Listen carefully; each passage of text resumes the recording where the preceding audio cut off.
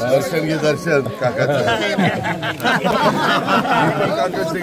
आणलं नाही रे मला, नाहीतर मी गाण्या थोडक्यात वाचला. माझी सभा झाली असती तर काय झालं.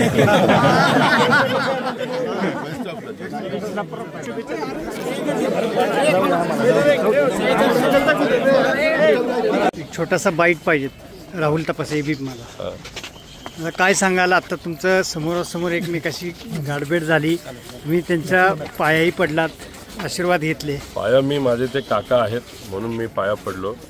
विचारामध्ये भिन्नता आत्ता तरी आहे.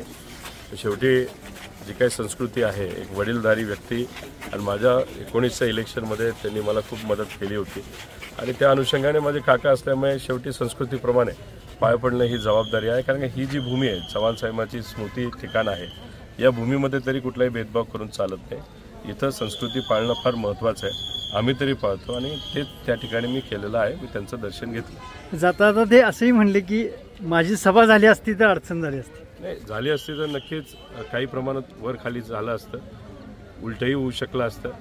पण बारामतीमध्ये ते इतके अडकून पडले होते, त्यांना माझ्या मतदारसंघात येता आलं नाही.